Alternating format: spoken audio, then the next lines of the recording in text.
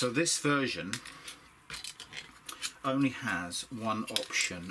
So with this model, with this aircraft, the tail wheel was retractable, so it would have retracted up inside of this section here. So we're going to just move this around a little bit so it looks like it's been retracted. Okay.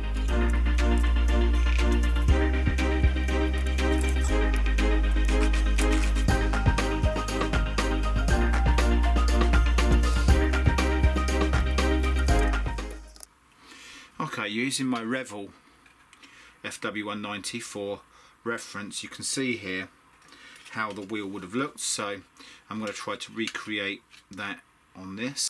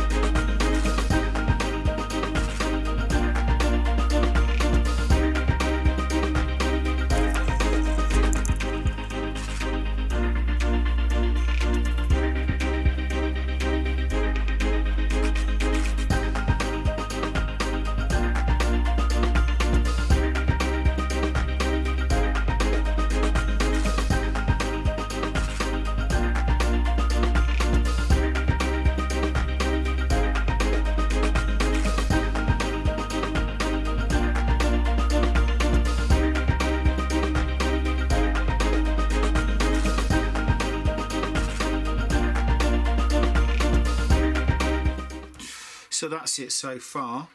We're going to let that completely dry off now before we come in and sand and rescribe and do some other little bits to bring out the detail.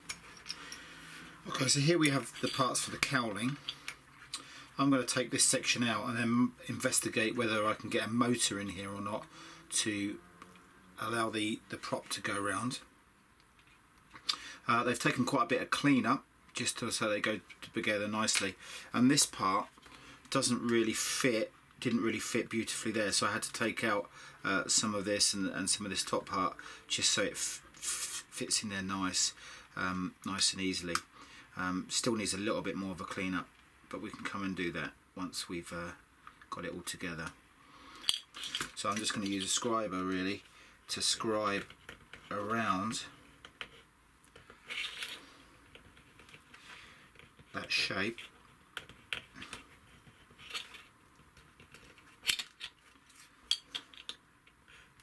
You could come in here with a little saw or something, but I'm just going to scribe all the way around until it just pops itself out.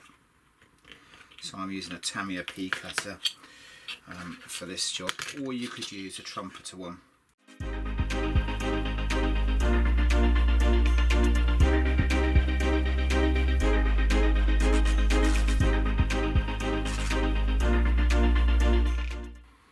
It's got quite a lot of space in there,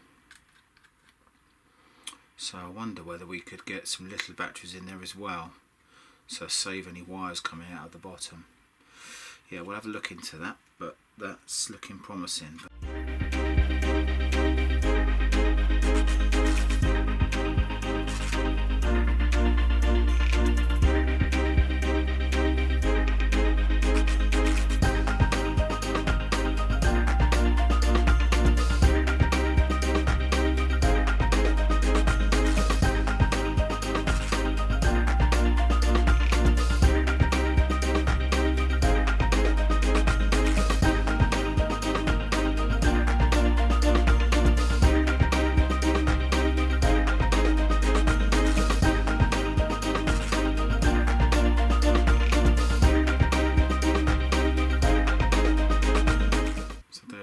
Cowling, and we'll leave that on there to dry, and once it's dry we can take it off and investigate putting a motor in.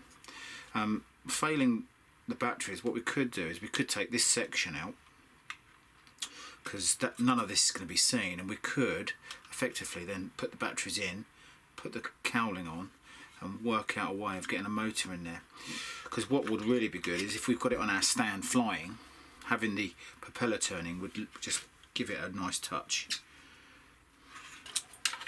So in comparison, looking at the surface detail, you might not be able to see this very well, but the detail of the two models is quite comparable. Probably say the Hasegawa sort of inches it in terms of some of the refined detail, but a lot of the panel lines and things are pretty good on the Revel kit as well. But I'd say the Hasegawa inches it with its detail just about. It's got a little bit more refined detail on it.